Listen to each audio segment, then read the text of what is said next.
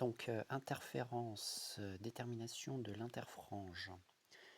Donc, lorsque l'on a une figure d'interférence qui est affichée sur un écran, donc quand on a un dispositif d'interférence comme cela, là c'est vu de haut, on a un écran sur lequel on a la présence de franges brillantes et de franges sombres.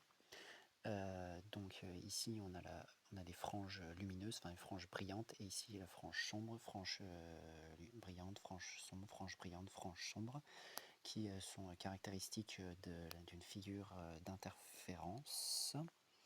Et donc, qu'est-ce que c'est que l'interfrange? L'interfrange, c'est la distance entre deux franges, le milieu de deux franges lumineuses.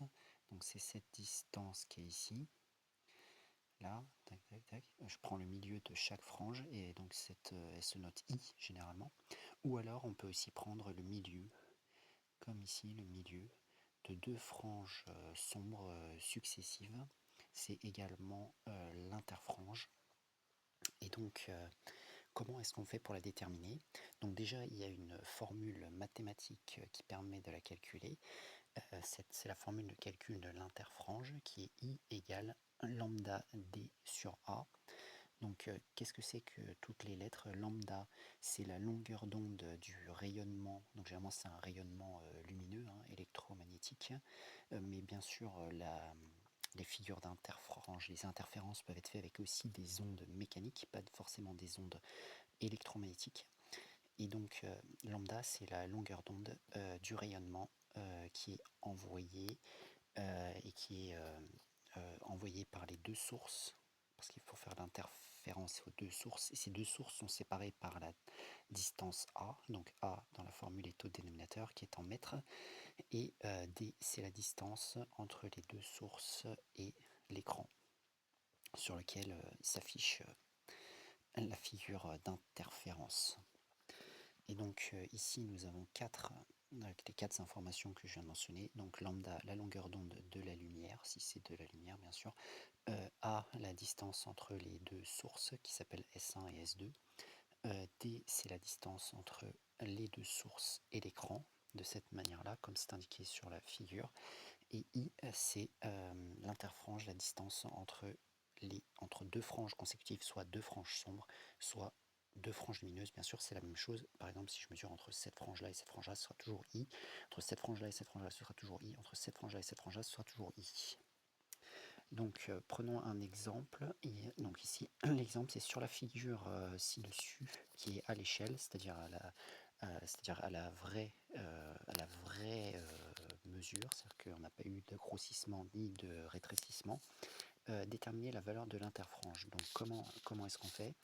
Pour faire cela, on ne va pas juste mesurer la distance entre deux franges consécutives. On va mesurer plusieurs interfranges. C'est-à-dire qu'on va mesurer par exemple du milieu de la première frange lumineuse jusqu'au milieu de la dernière frange lumineuse. Et dans ce cas-là, on va mesurer combien d'interfranges? Donc 1, 2, 3, 4, 5, 6, 7. On va mesurer 7 interfranges. Pourquoi est-ce qu'on fait comme ça? Parce que cela diminue l'incertitude, puisqu'il y a toujours des incertitudes lors des mesures. Et ici, je trouve, on va dire, 11,7. Donc du coup, je trouve que 7 fois I est égal à 11,7 cm. Du coup, j'en déduis la valeur de I, qui va être égale à 11,7 sur 7. Et je vais calculer combien est-ce que cela fait avec la calculatrice. 11,7 divisé par 7 égale, donc je trouve en gardant le bon nombre de chiffres significatifs, c'est-à-dire 3, 1,67 cm. Donc l'interfrange mesurée sur cette figure est égale à 1,67 cm. Donc toujours, généralement, dans les exercices, il faut mesurer plusieurs interfranges parce que ça diminue l'incertitude de la mesure, puisque lors d'une mesure, on fait une seule incertitude, tandis que, et donc on l'a dit, cette incertitude est divisée par le nombre de mesures qu'on a fait, tandis que si on fait juste une mesure, on aura juste une incertitude, et cette incertitude ne sera pas divisée, donc elle sera plus grande. Donc ça augmente la précision. Et ensuite, si on regarde la deuxième question, en déduire la valeur de la longueur d'onde lambda, sachant que A, qui est la distance entre les deux sources, est égale à 1 mm, 1,00 mm, et que la distance entre les sources et l'écran est égale à 2 mètres. Donc comment est-ce qu'on va faire? On reprend la formule que l'on a vue, I égale lambda D sur A.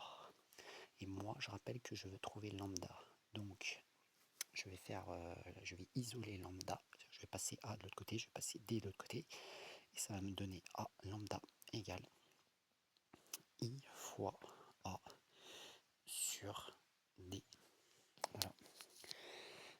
Donc ensuite, je vais remplacer par les valeurs, comme d'habitude, toujours écriture littérale, puis on remplace par les valeurs. Donc I, je l'ai trouvé à la question d'avant, 1,67, mais en quelle unité est-ce que c'était? C'était en centimètres.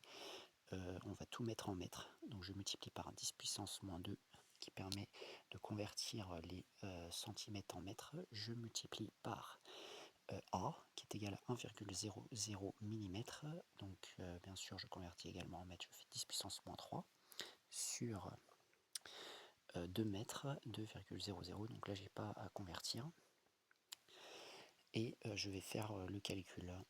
Et donc si on calcule, on va regrouper les nombres ensemble, comme quand on fait ce type de calcul. Voilà, fois 10 puissance moins 5. On va donc calculer combien fait ce calcul-là. Il faut faire 1,67 divisé par 2.